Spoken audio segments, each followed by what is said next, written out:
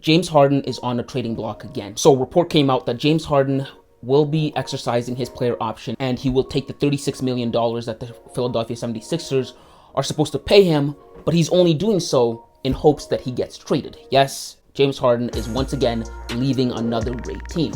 So James Harden's tenure with the Philadelphia 76ers is coming to an end. He's only been there for about a year and a half. If you guys remember how he got there, James Harden's journey to Philadelphia started as this. He demanded a trade out of Houston in 2021.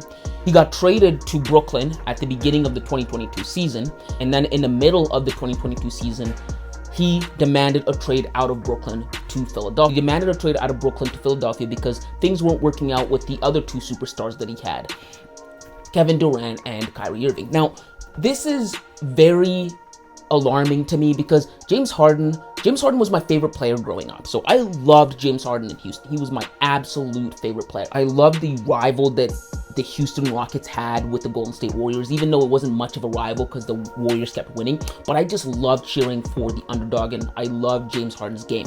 And to see what James Harden has become, it's very saddening. And what do I mean by that? James Harden went from literally being the best offensive player statistically, being compared with like the likes of Kobe, being compared with the likes of Michael Jordan, to becoming what is now, if we're being honest with ourselves, a glorified journeyman. James Harden and Russell Westbrook honestly are in the same boat. If we take a look at them, Russell Westbrook has been on like 5 teams in the last 5 years. The OKC Thunder, the Washington Wizards, the Houston Rockets, the Lakers, and then the Clippers in like a span of 5 years, right? That's a tall tale that you're not as good as you once were, or you're not as good as you think you are, right? Because if you were, teams would do anything to retain you. James Harden is starting to go that route, right? But he's doing it in a way in which he's asking for trades, and it's making him look bad. So he was on the Houston Rockets, then he was on the Brooklyn Nets, then he's on the Philadelphia 76ers, and now he's going to get traded, and rumors are it's looking like the Clippers might be in market for him. New York Knicks might be in the market for him. So he's going to go to one of those two teams. But it's looking bad for him. Why? Because it looks like he's running from the grind. And I don't like using that term because it's the same thing that I want Damian Lillard to do with Portland. But in his case, in Damian Lillard's case, it's very justified.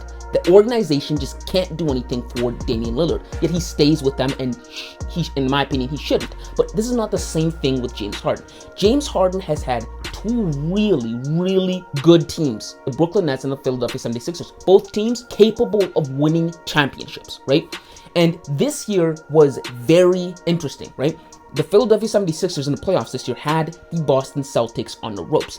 They were up 3-2 on them, and we're going back to Philadelphia for Game 6. But they failed to close the deal. And why is that important? Because James Harden has that history. James Harden has that history of choking, coming up short in the playoffs, and that is one of the reasons that I've been ripping out my hair watching James Harden dating back to 2015. James Harden has lost to teams he has no business losing to, like the San Antonio Spurs in 2017 that didn't have Kawhi Leonard. James Harden got blocked by Manu Ginobili and they lost in 6 games. James Harden chokes again against the Golden State Warriors in 2018 when the Rockets went 0 of 27 from 3 and they missed going to the NBA Finals. And so when the Philadelphia 76ers had James Harden on their roster and they were literally 1 game away from going to the conference finals, in which they could have gave the Miami Heat a run for their money. They could have beaten the Miami Heat. What happened? James Harden and the Philadelphia 76ers came up short. And I want to preface this. The blame isn't only on James Harden. Joel Embiid also takes blame here too. Coach Doc Rivers also takes blame here too. Why? Because those 2 guys have their shortcomings as well. Joel Embiid always loses in the second round. He's always being compared to big men like Nikola Jokic. Yet Nikola Jokic has made the conference finals 2 times and he's won an NBA championship. Yet next season, Joel Embiid will be 30 or was it 31? All he will have to his name is an MVP trophy. He hasn't made 1 single conference finals. He always loses in the second round.